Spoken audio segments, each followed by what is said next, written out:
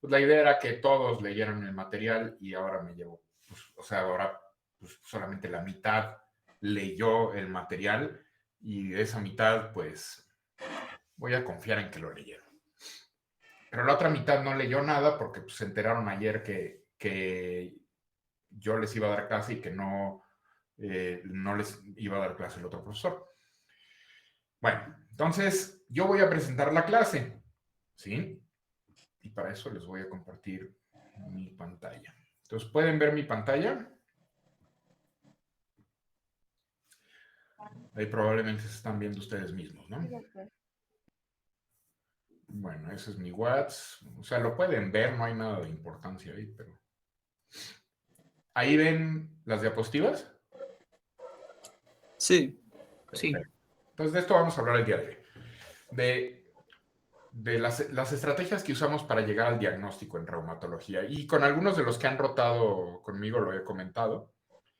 El razonamiento clínico, y esto lo están aprendiendo ustedes, pues, sobre todo en este semestre, que pues, se presentan los fundamentos del razonamiento clínico, se basa en el conocimiento que un médico tiene y que van adquiriendo o estudiando, así como lo están haciendo ustedes, y la habilidad, que es la velocidad y la agilidad con la que hacemos nuestros mapas mentales, para aquellos de ustedes a quienes les guste eso, y esa se va adquiriendo pues con el paso de los años y con la experiencia y viendo pacientes y haciendo el ejercicio diagnóstico.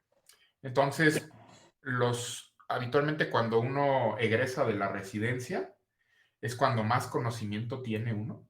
Creo que yo nunca sabré más de reumatología que como cuando salí de la residencia.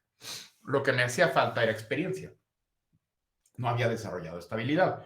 Ahora probablemente no sé tanto, aunque pues el dar clases aquí y dar clases en el posgrado de la especialidad de reumatología me mantiene relativamente pues actualizado y estudiando y haciendo el ejercicio, pero no es mi conocimiento no es tanto como el que tenía en aquel entonces, porque en aquel entonces estaba yo preocupado por pasar exámenes. A esta edad ya no me preocupa pasar exámenes. Entonces, el hecho de que tengamos conocimiento y habilidad acerca de un tema nos permite establecer mapas mentales, pero los mapas mentales, pues evidentemente son muy distintos entre el experto y el novato. Y la otra cosa es que el razonamiento clínico no es analítico, o sea, no es como que uno lleve a dos, dos lleve a tres, tres lleve a cuatro, no.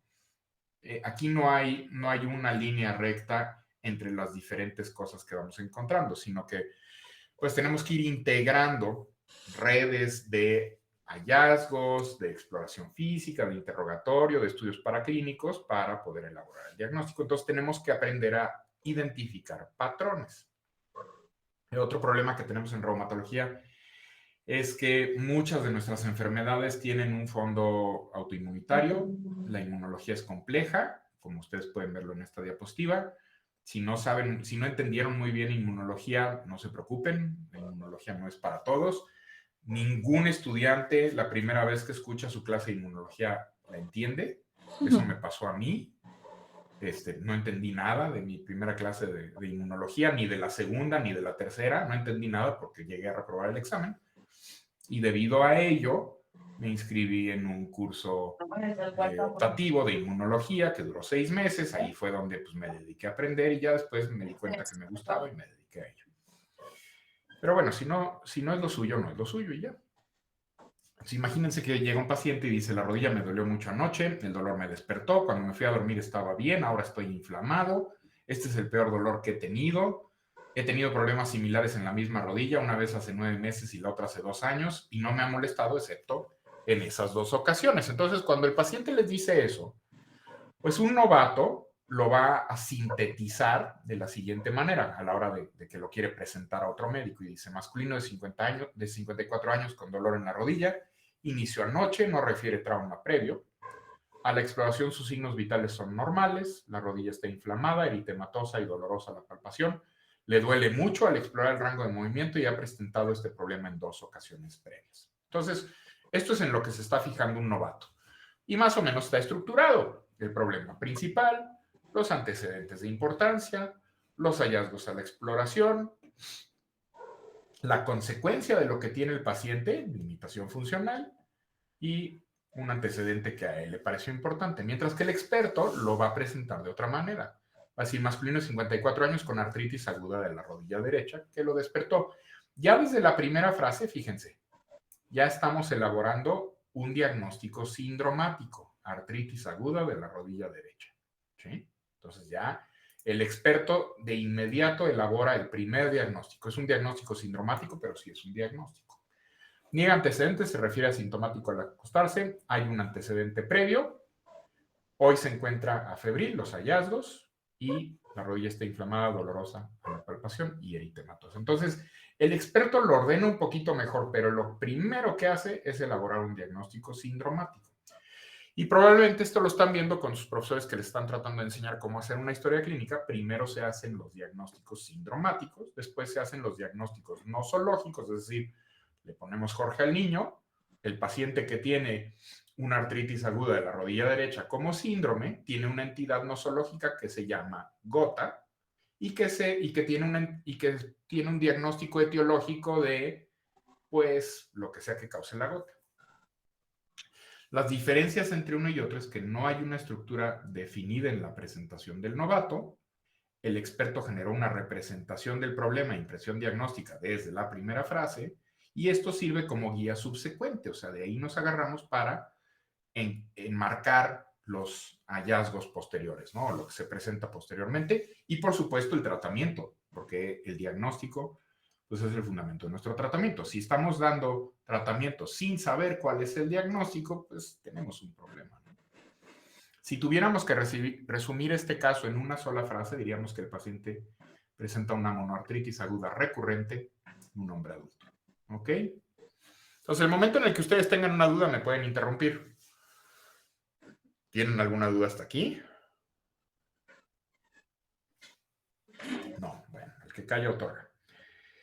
Este es un mapa mental no analítico. Está basado en la evidencia y en la experiencia, y en realidad está formado por dos mapas. Aquellos que creamos mediante el conocimiento de una enfermedad. Yo puedo saber todo lo que hay que saber acerca de alguna enfermedad, artritis reumatoide, ¿sí? O puedo estar muy bien informado, ¿no? No necesariamente saberlo todo, pero sí estar muy bien informado. Pero una cosa es que yo sepa muy bien qué es la artritis reumatoide porque lo he leído y he visto videos y he visto pláticas y todo. Y la otra es saber cómo lo presentan los pacientes y cuáles son las diferencias entre los pacientes. Entonces, el segundo mapa se genera al revisar un paciente. Y lo que hacemos es tratar de hacer coincidir estos dos mapas mentales, el de nuestro conocimiento con el que obtenemos a la hora de hacer la historia clínica, el interrogatorio y la exploración física. ¿Ok? Entonces, para ello tenemos que seguir una serie de pasos. Como les dije, primero el diagnóstico sindromático. Si un paciente tiene hipertermia, escalofrío, elevación de la temperatura corporal, malestar general, mialgias, pues podemos decir que tiene un síndrome febril, ¿no? Si nuestro paciente tiene tos con expectoración y a la exploración física encontramos matidez a la percusión y disminución de la transmisión de la voz, podemos decir que tiene un síndrome pleuropulmonar, probablemente una consolidación, ¿sí? Si nuestro paciente tiene polidipsia, poliuria y polifagia, pues podemos irnos orientando hacia algunos componentes del síndrome metabólico, ¿ok? Entonces, los primeros diagnósticos que hacemos siempre son diagnósticos sindromáticos, o tienen que serlo, porque si ustedes desde que están viendo al paciente que presenta un síndrome febril, dicen, es una infección de vías urinarias, sin siquiera haberle puesto un dedo encima y haber hecho, no sé, alguna maniobra para ver si inducen el dolor a la percusión de los riñones o los puntos ureterales o algo por el estilo, pues se están brincando el primer paso, se están yendo directo al segundo y sus posibilidades de estar equivocados son muchas. Entonces es importante que siempre sigan los pasos. Yo sé que es una monserga y a veces el problema resulta tan evidente que, bueno, pues decimos, me voy directo, ¿no? Polidipsia, poliuria, polifagia. Polidipsia, poliuria, polifagia, pues es una característica muy común en los pacientes diabéticos. Sin embargo, la diabetes no es la única de las enfermedades que se acompaña de esto. Y existen diferentes motivos por los cuales un paciente puede ser diabético.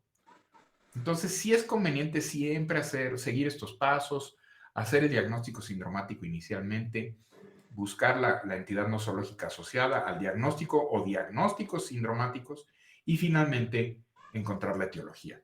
En el caso de las enfermedades crónico-degenerativas, podemos hacer los diagnósticos sindromáticos sin problemas, podemos hacer los diagnósticos nosológicos sin broncas, pero los diagnósticos etiológicos es donde la puerca tuerce el rabo, porque muchas veces no conocemos la etiología de las enfermedades que estamos viendo. ¿Cuál es la etiología de la diabetes? Pues unos dirán, ¿no?, la falta de insulina, otros dirán, pues la resistencia periférica a la insulina, otros dirán, pues la obesidad. Pues todos esos son componentes de la diabetes, pero no la etiología. La etiología es desconocida. Es una enfermedad multifactorial y eso decimos cuando no sabemos exactamente qué causa una enfermedad. Lo mismo con las enfermedades reumáticas. ¿Qué causa la artritis reumatoide? ¿Quién sabe? Tenemos hipótesis muy interesantes, pero el factor causal último no lo conocemos. Yo les diría que las únicas enfermedades en las que podemos determinar los agentes etiológicos son las infecciones. Y fuera de ahí, pues lo demás será desconocido, ¿sí? Por supuesto que esto, o sea, si lo presento un cirujano me va a decir que estoy equivocado y en cierto sentido tiene razón. ¿Por qué se fracturó el paciente un hueso? Pues por un golpe, ¿no? Un trauma. Entonces ahí está la etiología. ¿Por qué tiene fracturas espontáneas? Ah, esa es otra historia, ¿no? Entonces el paciente habitualmente llega, nos presenta una madeja de información, aquí como la doña esta le está presentando al doctor, y lo que hace el doctor es no fijarse en la doña esta y en sus atributos físicos, sino tomar la madeja de signos y síntomas que está identificando a través de la historia clínica que aparentemente no está escribiendo y la está hilando en algo que ya va agarrando forma, ¿de acuerdo? ¿Dudas hasta aquí? Nada. Entonces la reumatología en este sentido es muy sencilla. Solamente hay 9 síndromes. Solamente se tienen que aprender 9 síndromes.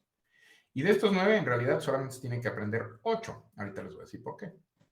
Entonces, una vez que ustedes tienen su historia clínica, tienen su interrogatorio, su examen físico, pueden identificar uno o más de estos 9 síndromes. Puede ser un síndrome de dolor regional, puede ser un síndrome de dolor generalizado, un síndrome de dolor lumbar o dolor cervical, un síndrome articular que a su vez se divide en mecánico o osteoartritis o en inflamatorio, que es diferentes tipos de artritis, un síndrome de osteoporosis, y ahorita vamos a hablar de por qué está entrecomillado, un síndrome óseo, un síndrome muscular, un síndrome sistémico y los síndromes pediátricos. Pero los síndromes pediátricos deberán verlos en pediatría. Yo soy reumatólogo de adultos. Los niños son muy raros. Yo, la verdad, de niños no sé nada. No sé ni educar al mío. Entonces, no me voy a meter en eso. Ya en pediatría, pues probablemente vean esto. Vamos a hablar de estos síndromes uno por uno. Porque una vez que tienen estos síndromes identificados, la entidad nosológica que está asociada a los síndromes es más fácil de identificar. Entonces, el primer paso es identificar los síndromes y el segundo paso es identificar la entidad nosológica. Los síndromes de dolor regional se caracterizan por dolor en un área específica, ¿sí?, del cuerpo. Y dependiendo de la estructura que cause el dolor van a ser las manifestaciones. En un síndrome regional estamos hablando de que al paciente le duele una región articular. Por ejemplo, la mano es una región articular compuesta por las articulaciones interfalángicas proximales distales y metacarpofalángicas y el carpo.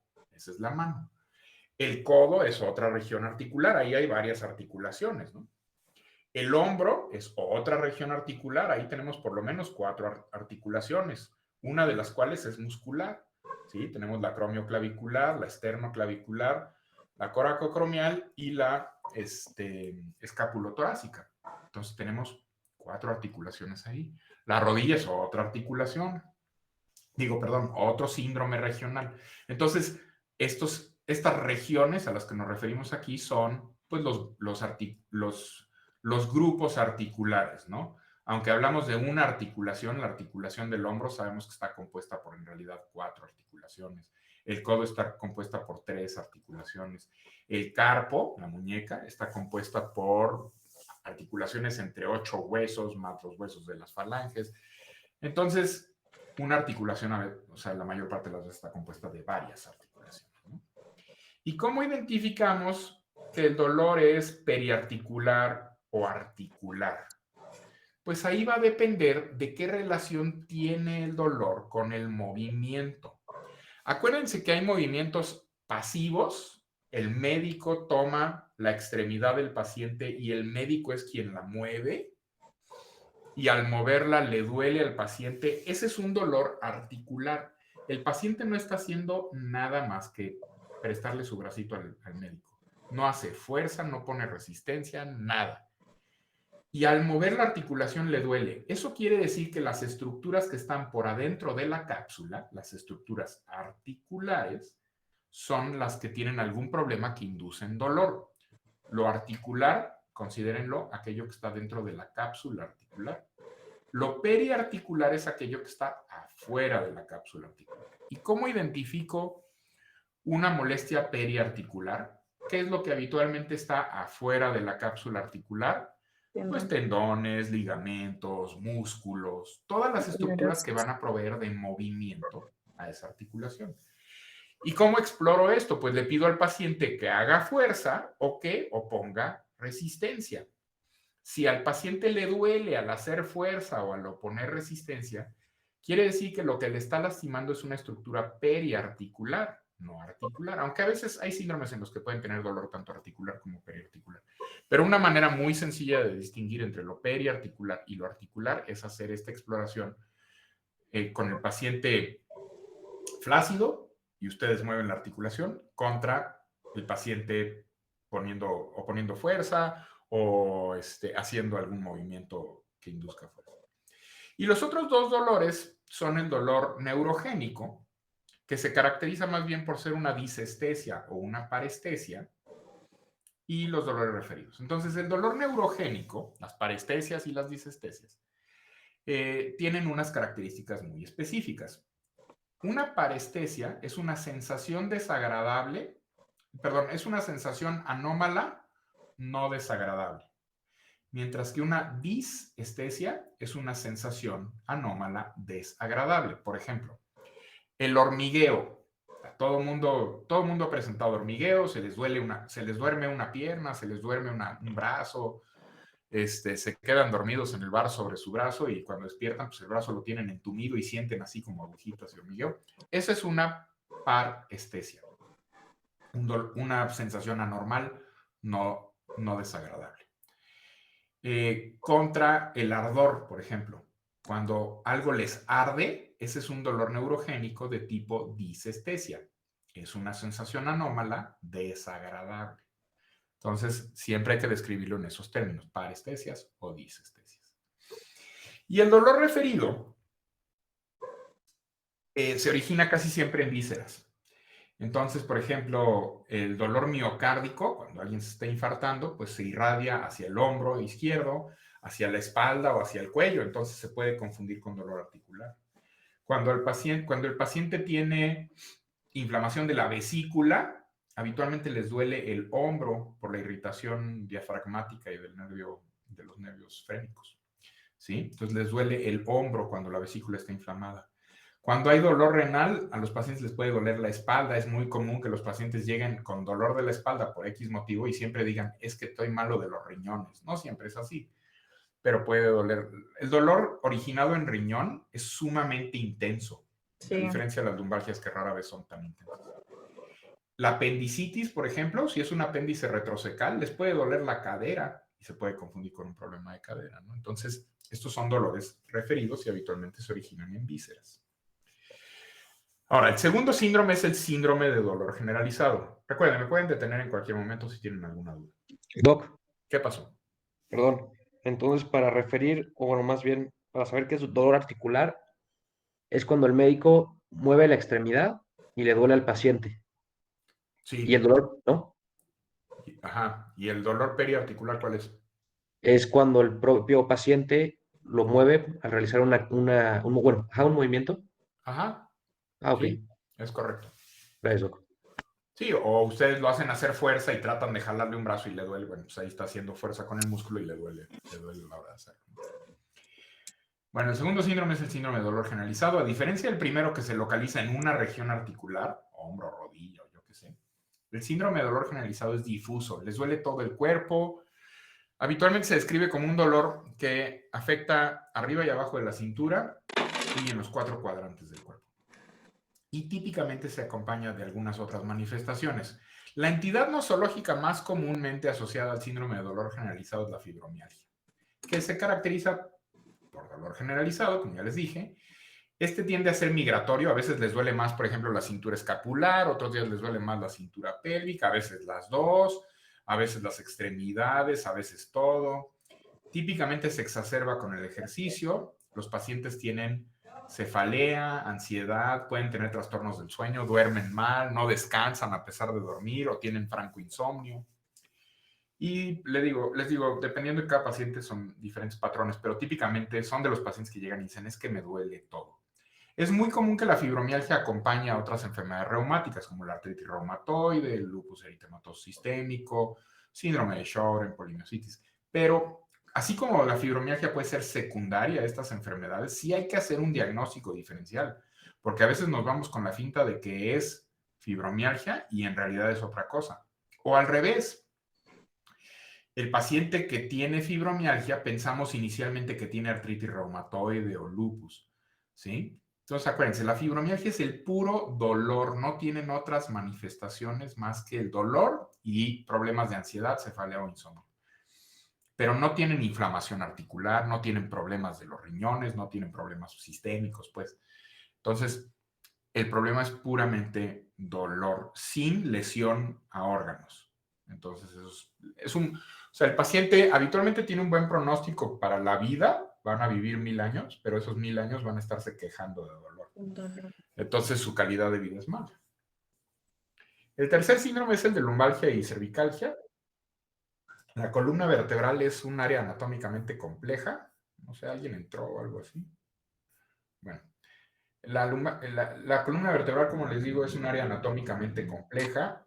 El dolor de la columna vertebral, sobre todo el dolor crónico, y el dolor crónico se define como aquel que dura más de 3 meses, una gran cantidad de la población presenta dolor crónico de la columna vertebral. Y lo típico es que solicitamos estudios de imagen cada vez más complejos para tratar de identificar el origen de la lumbalgia. Y en más de 2/3 partes de los casos, nunca logramos identificar exactamente qué es lo que le duele al paciente. Es importante distinguir entre el dolor mecánico contra el dolor inflamatorio. Y ojo, esto de mecánico e inflamatorio lo vamos a estar viendo en otros síndromes también. El dolor mecánico es aquel que el paciente presenta después de haber hecho actividad física. Entonces, despiertan bien, después del reposo están relativamente bien, conforme va avanzando el día, hacen sus actividades físicas, ese tipo de cosas, presentan dolor y mejoran con el reposo. Y el dolor inflamatorio es al revés. Típicamente después del reposo tienen mucho dolor que va mejorando conforme van teniendo actividad física. Y cuando vuelven a reposar les vuelve a doler. Hay algunos signos de alarma que, sobre todo, que esto se presente en menores de 40 años, en donde es raro que presenten cervicalgia o lumbalgia, a menos de que tengan alguna condición como obesidad o algo que les esté condicionando estas molestias. O, por ejemplo, que sean dolores nocturnos o que se asocien a fracturas patológicas, en donde podemos estar pensando en algún tipo de neoplasia, ¿no? Y pues al ser anatómicamente compleja, la columna vertebral típicamente, el dolor que se origina ahí puede deberse a músculos, tendones, ligamentos, nervios, o sea, una gran cantidad de cosas, ¿no? Ya hablaremos con más detenimiento de esto. Ahora, el síndrome articular. El síndrome articular es uno de los que más diagnosticamos los reumatólogos porque pues vemos a muchas enfermedades que se acompañan de este síndrome y típicamente se caracteriza por dolor localizado en una región articular o en varias regiones articulares, pero localizado a las articulaciones, acompañado de crepitación, que le crujen las articulaciones a los pacientes, Y ojo, aumento de volumen, ese aumento de volumen es la artritis como tal, y calor. O sea, acuérdense de los signos clásicos de la inflamación descritos por Hipócrates y después por Celso, que le añadió uno, que es dolor, calor, rubor, tumor y pérdida de la función. Celso, o Paracelso, si prefieren conocerlo así, fue quien le añadió pérdida de la función a los signos cardinales de la inflamación. Entonces, el síndrome articular es muy comúnmente acompañado de inflamación articular, artralgia, dolor, más artritis, inflamación. Igualmente, puede haber síndromes articulares mecánicos exacerbados después de la actividad física o inflamatorios exacerbados después del reposo y mejorando con la actividad física. Y se pueden acompañar de otros síntomas. Estas enfermedades las enfermedades que se acompañan de un síndrome articular son enfermedades complejas, algunas se acompañan de otro síndrome que ahorita vamos a ver que es el síndrome sistémico, que ahorita vamos a hablar un poquito más de eso.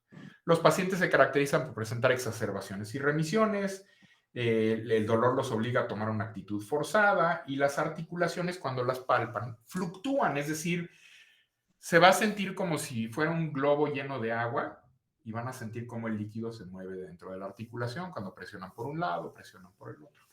¿Okay? Quienes ya han rotado, pues se habrán dado cuenta cuando revisamos a algún paciente que tiene inflamación articular cómo se sienten las articulaciones. Aunque mucho de esto es cuestión de lo que les mencionaba, experiencia. Se necesita tocar una gran cantidad de articulaciones para poder distinguir bien lo que es la inflamación. Entonces, las diferencias son algunas diferencias entre la inflamación y el daño mecánico, ¿no? El daño articular. La rigidez articular en la mañana tiende a ser prolongada en pacientes con inflamación, más de 1 hora, y corta en pacientes que solamente tienen problemas mecánicos. Se pueden mover luego, pero conforme avanza el día se sienten mal. La rigidez producida por la inflamación también dura mucho, más de 45 minutos, y esto casi no se presenta en pacientes que tienen daño mecánico. La articulación inflamada está caliente, está dolorosa, obliga a una posición forzada, afecta a los tejidos blandos circundantes y se acompaña de lo que los pacientes llaman derrames articulares o lo que nosotros llamamos sinovitis. Pero rara vez crepitan y a menos de que uno no les dé tratamiento, casi no se deforman. Entonces la crepitación es más propia de los síndromes articulares que tienen daño mecánico. La deformidad y la inestabilidad va a depender de muchas cosas, incluyendo el tiempo de evolución, el tratamiento que haya recibido el paciente, ese tipo de cosas. Ahora, el síndrome de osteoporosis es otro síndrome. Este está entrecomillado, porque en realidad no es un síndrome, porque la osteoporosis no tiene manifestaciones clínicas. Recuerden la definición de síndrome. Un síndrome es un conjunto de signos y síntomas, pero la osteoporosis no se caracteriza por presentar sintomatología. La osteoporosis clínicamente la identificamos cuando el paciente ya presenta la complicación, que es la fractura, pero no antes. Pero sí sirve que sepamos que el síndrome existe, el síndrome de osteoporosis existe, para acordarnos de los factores de riesgo de la osteoporosis, que son la posmenopausia, la menopausia precoz, un índice de masa corporal bajo, personas que tienen índices de masa corporal de 19 o menos son más propensas a la osteoporosis, el sedentarismo, gente que está limitada en cuanto a su motilidad tiene más osteoporosis, la ingesta pobre de lácteos, antecedentes personales o familiares de fractura, sobre todo fractura de cadera, y problemas como malabsorción intestinal, hipogonadismo, hipertiroidismo, hiperparatiroidismo, el uso crónico de alcohol, el uso crónico de esteroides, algunas otras enfermedades reumáticas, como por ejemplo la artritis reumatoide. Todo eso se puede acompañar o ser un factor de riesgo para el desarrollo de osteoporosis. ¿Cómo identificamos a la osteoporosis? Pues el primer paso es identificar este síndrome en nuestros pacientes para después proceder a hacer los estudios que habitualmente nos miden la densidad mineral ósea, ¿no? Ya hablaremos de eso en un futuro. Una pregunta. Dime. Respecto a las personas que son veganas y tienen una dieta prácticamente nula de lácteos, ¿también nosotros podríamos considerarla directamente como personas que pueden padecer osteoporosis o su consumo a través de otros alimentos de este mineral pues pueden reducir la posibilidad? Sí, o sea, la leche no es la única fuente de calcio, ¿no? Hay fuentes de calcio vegetales también, aunque, o sea, los veganos pueden tener una serie de problemas entre hipoproteinemia, hipofosfatemia, o sea, algunas otras cosas que también se asocian a osteoporosis. Entonces, sí, hay de veganos a veganos. Es importante que los pacientes estén conscientes de ello y hasta donde recuerdo los nutriólogos recomiendan el uso de suplementos vitamínicos y de calcio en pacientes que tienen este estilo de vida. Ok, Sí, pero, gracias. o sea, los seres humanos somos omnívoros por naturaleza, es decir, debemos comer de todo, así como los porquitos son omnívoros, los mapaches son omnívoros, los perros hasta cierto punto. Entonces, sí, no estamos, evolutivamente hablando, no estamos diseñados para limitarnos en cuanto a nuestro consumo a vegetales. O sea, no somos herbívoros, pues. Somos omnívoros. Y sí es importante recordarlo. Yo sé que esto, o sea, va a haber gente que mañana me va a ir a reportar porque pues no soy inclusivo, pero pues, o sea, fíjense en sus dientes. Tenemos colmillos, cabrón. Si tenemos colmillos, evolutivamente hablando, y los hemos conservado, quiere decir que evolutivamente hablando necesitamos carne. El síndrome óseo, esto es algo que es raro, afortunadamente, porque cuando se presenta habitualmente refleja un problema. Y es que los pacientes habitualmente llegan a mi consulta y dicen, es que me duele todos los huesos. ¿Qué huesos le duelen? Las rodillas, los codos, los hombros. Pues esos no son huesos, esas son articulaciones. De hecho, pues ahí hay dos extremos de hueso y nada en medio, ¿no? O tejido sinovial en medio. Entonces, los pacientes confunden articulaciones con huesos, pero cuando el hueso duele, típicamente es un dolor profundo, difuso, continuo, sobre los huesos largos principalmente, o la columna vertebral. Tiende a ser un dolor nocturno y sumamente intenso. Y es muy difícil de controlar esto. Típicamente el síndrome óseo se da por condiciones que distienden el periósteo, porque acuérdense que el hueso no está inervado, pero el periósteo sí. Cuando nos fracturamos un hueso, lo que nos duele en la fractura es la distensión del periósteo, bueno, la distensión y la ruptura del periósteo, dependiendo de la fractura. Entonces, cuando hay un tumor, una inflamación o una fractura o una ruptura del periósteo, pues va a doler. Los tumores más comunes en hueso son metastásicos. El primario de hueso es sumamente raro. La neoplasia más común a nivel de hueso son las metástasis. Típicamente vemos metástasis en la cintura escapular o pélvica o en la columna vertebral, derivado de pues, las neoplasias más comunes a las que nos enfrentamos: mama, próstata, colon. ¿Sí? Y a la exploración física habitualmente no encontramos nada, pero pues radiográficamente muchas veces encontramos datos. El síndrome muscular, aquí estamos hablando de otra estructura que es periarticular, pero el síndrome muscular no se caracteriza tanto por dolor, sino por debilidad muscular. Y típicamente los síndromes musculares que vemos los reumatólogos se presentan en la cintura escapular y en la cintura pélvica. Es raro que tengamos síndromes musculares en la musculatura distal. Casi siempre es en la musculatura proximal de las extremidades o en los músculos de la cintura escapular y pélvica. Ocasionalmente afecta a los músculos de la deglución. Puede presentarse junto con un síndrome sistémico, del cual ahorita vamos a hablar, y típicamente las entidades nosológicas asociadas al síndrome muscular son las miopatías inflamatorias, de las cuales la polimiositis y la dermatomiositis son las más comunes. Hay otras miopatías inflamatorias, la miopatía por cuerpos de inclusión, y últimamente estas enfermedades se han estado agrupando de otra manera en algo que se llaman miopatías necrotizantes. Ya hablaremos más de eso en la clase, pero sí es importante que tengan en cuenta que la principal afección del síndrome muscular no es el dolor, sino la debilidad muscular. Al paciente con debilidad de la cintura escapular y pélvica le cuesta trabajo levantar los brazos por encima de su cabeza, le cuesta trabajo levantarse una silla, no puede subir o bajar escalones, no se pueden parar del excusado, por ejemplo. Eso es algo que muy comúnmente les refiere. Y bueno, finalmente el síndrome sistémico. El síndrome sistémico, como su nombre lo indica, habitualmente acompaña a otros síndromes y se caracteriza por manifestaciones sistémicas.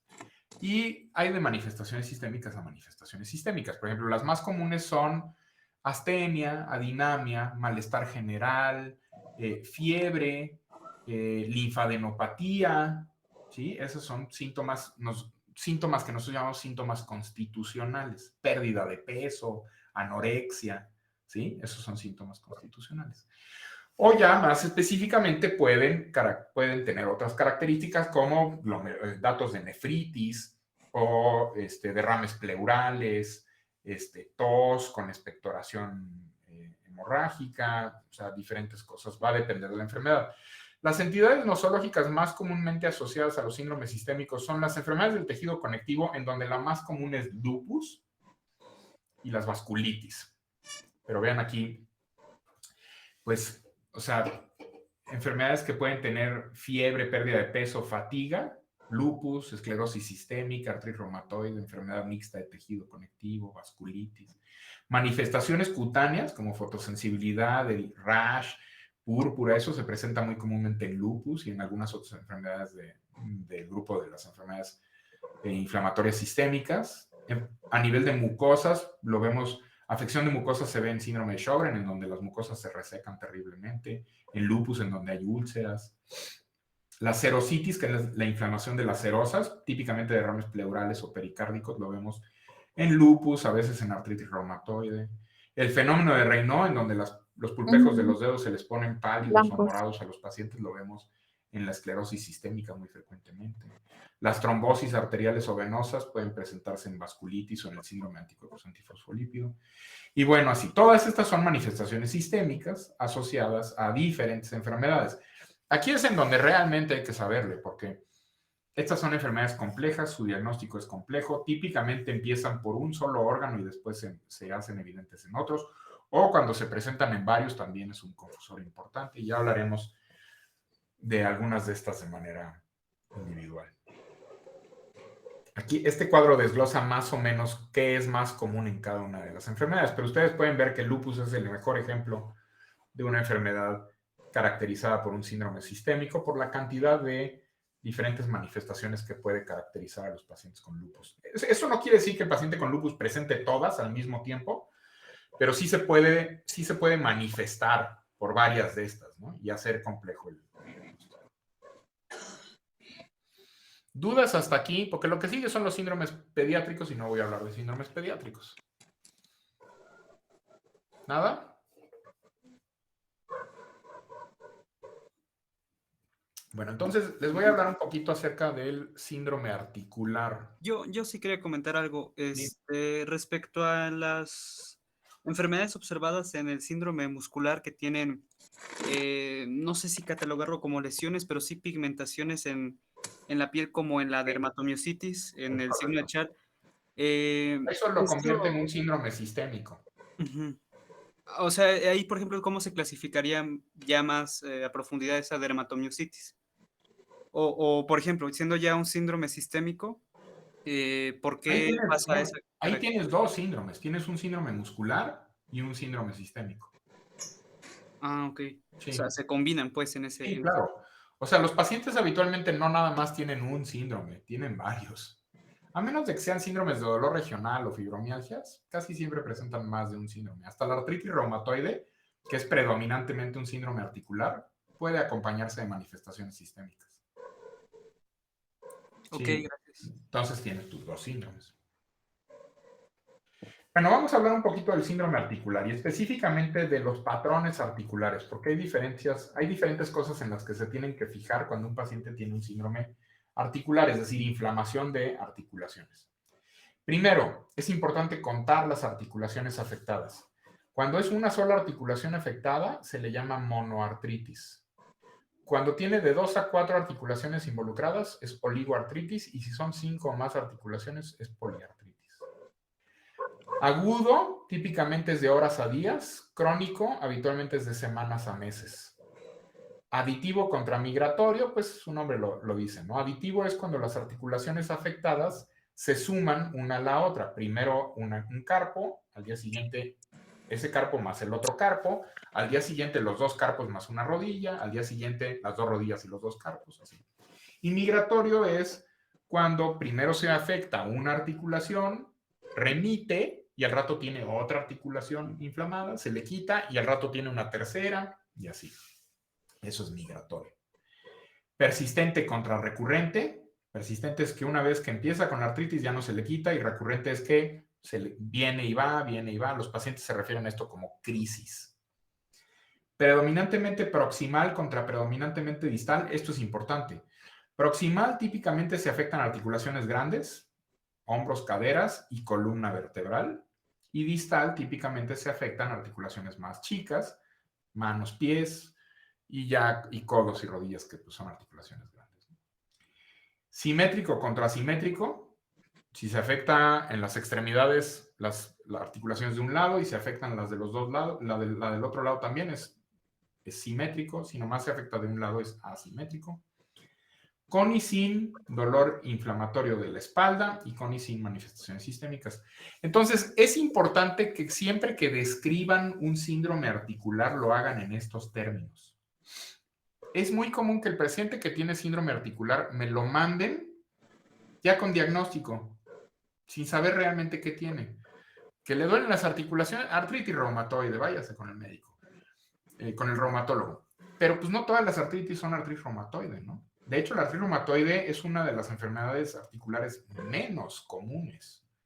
Por mucho, la osteoartritis y la gota le ganan en prevalencia a la artritis reumatoide. Entonces, todos esos pacientes que andan en la calle diciendo que tienen artritis reumatoide, lo más probable es que no tengan artritis reumatoide. Lo más probable, por frecuencia, es que tengan osteoartritis. Entonces, siempre describan. Me dice más a mí, o sea, en vez de que manden un paciente que le duelen las articulaciones, las tiene inflamadas, artritis reumatoide, mejor pongan ahí que tiene un síndrome articular que es oligoartritis crónica, aditiva, persistente, que afecta articulaciones distales de manera simétrica. Eso ya me da una mucho mejor idea de lo que está pasando que si me ponen ahí artritis reumatoide y cuando lo reviso al paciente le duelen las dos rodillas desde hace 20 años y pesa 165,000 kilos.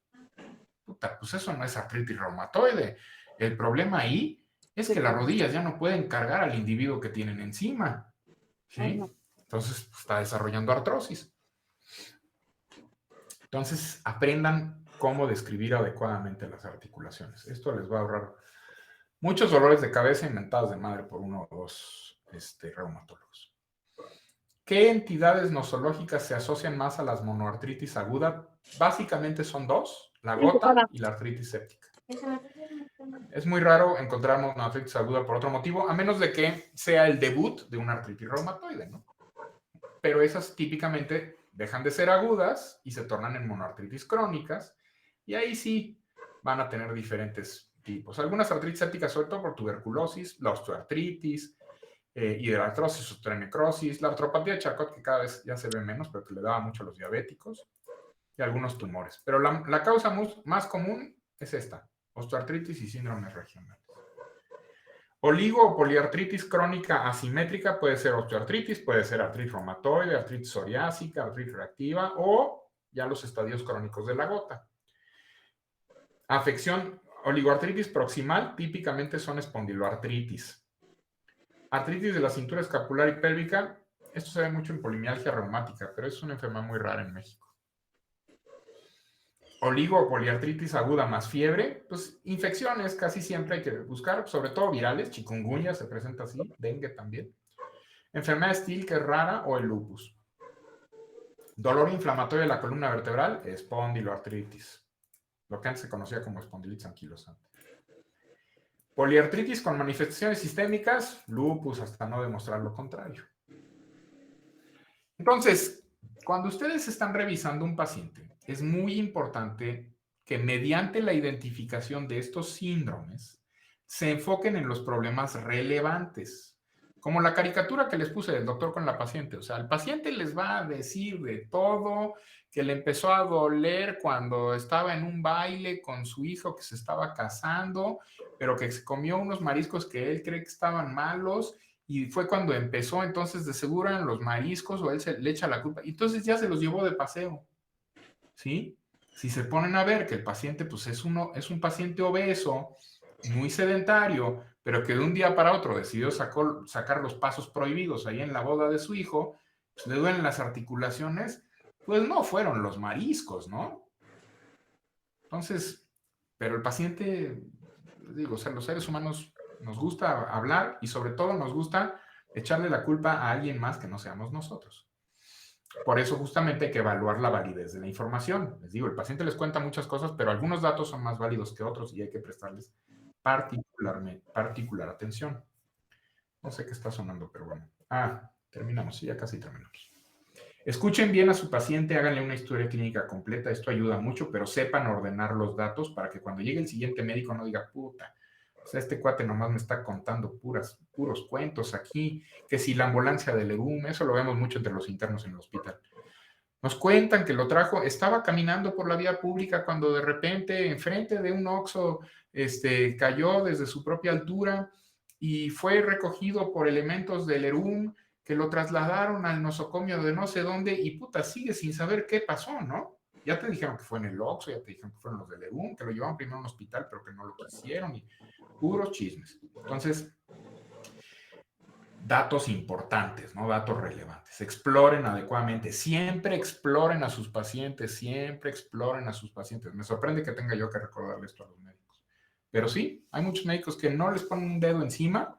El paciente cuenta una historia y se van directo a los exámenes de laboratorio. No, pues factor reumatoide positivo, artritis reumatoide, que lo vea alguien más.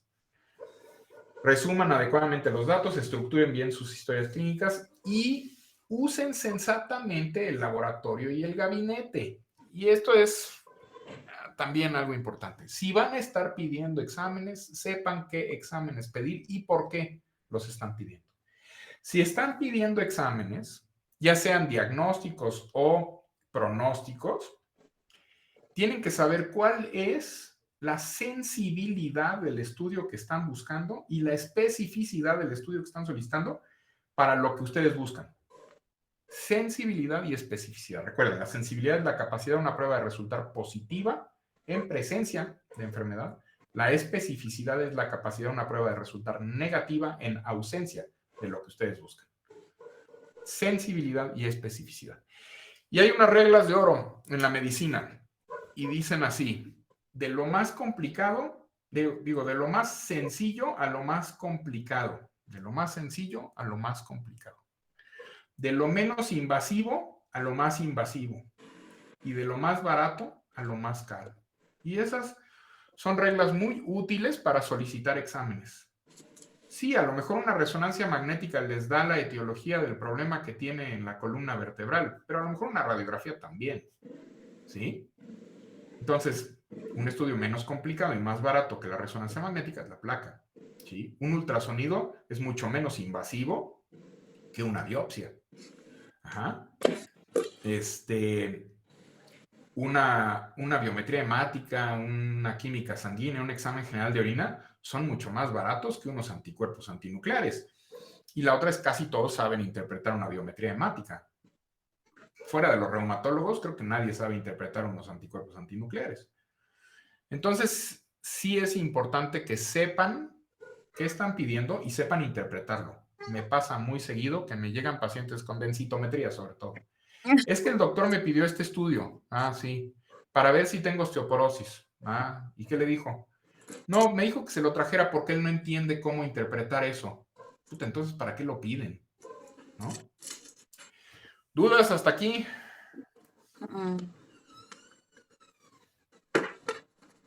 No. ¿Nadie?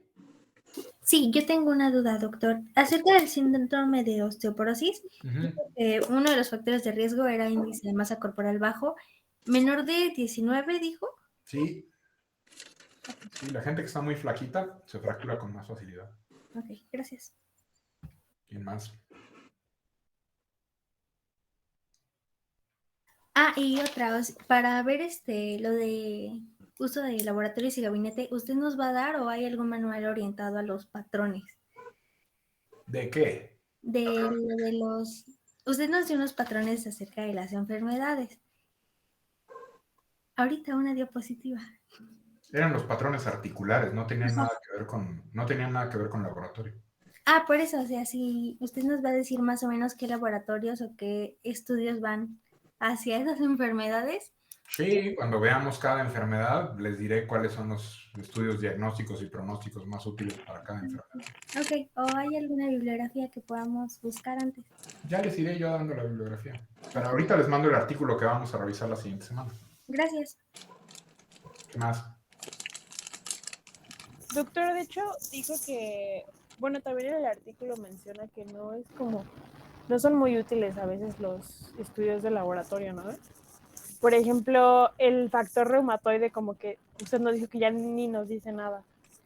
Pues el factor reumatoide es una prueba de baja sensibilidad y especificidad. Es una prueba muy viejita. La metodología con la que la hacen difiere mucho entre laboratorios y la más sensible y la más específica rara vez la hacen, que es la nefelometría. Y la verdad es que ya tenemos estudios más sensibles, más específicos y más fáciles de hacer. Se hacen por ELISA, anticuerpos, ese tipo de cosas. Entonces, los reumatólogos ya prácticamente no usamos el factor reumatoide. Lo usamos de repente en combinación con otras pruebas, pero así solito decir, no, pues es que el factor reumatoide, la verdad es que no, ya no es tan común.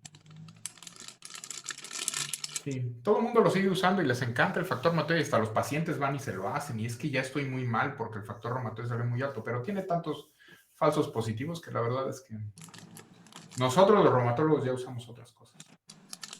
Ya hablaremos de eso cuando hablemos de artritis reumatoide. Gracias, Doc. ¿Qué más? Doc, ¿Qué? una lesión, por ejemplo, neurogénica y la fibromialgia, ¿cómo se diferencia? Las lesiones neurogénicas rara vez te causan dolor generalizado. O sea, las lesiones de nervios, ya sea centrales o periféricos, típicamente focalizan la manifestación. Y la fibromialgia no la focaliza, es difusa. Entonces, esa es la diferencia. Gracias, Doc. ¿Qué más? Bueno, entonces, les voy a mandar un artículo que quiero que lean para la próxima semana, ¿sí? Y ya veo cómo les voy a dar la clase. No sé si... Me gustaría presentarles un caso clínico y que de ahí sacáramos los puntos más importantes del artículo, pero necesito que lo lean. Entonces, ahorita se lo mando al jefe de grupo para que lo reparta entre todos. ¿De acuerdo? Doctor, usted desde la clase pasada nos comentó que había donado unos libros a la biblioteca. ¿Qué pasó con ellos? ¿Ya los quemaron o qué? Que si nos puede dar los títulos de los libros para buscarlos. Porque... ¿Eso dijeron en la biblioteca? Sí. Diles a los bibliotecarios que no sean pendejos y no sean huevones, pongan a trabajar, que para eso son. Se supone que están clasificados, hay un Cardex, ahí debe salir bajo reumatología. No puedo creer que tengo que hacer el trabajo también de los bibliotecarios. No me acuerdo, empezando por ahí, pero pues tienen reumatología en el título. Pinche gente. Gracias, Doc. Habla con tus bibliotecarios, pinche bola de huevones. Sí, Doc. De seguro están grabando esto y mañana me van a citar ahí los del sindicato. Nada más. Bueno, ahorita les mando el artículo. Buenas noches. Cuídense. Gracias, Doc, igual. Gracias. Gracias, Gracias, doctor. doctor. Hasta Gracias, luego. doctor.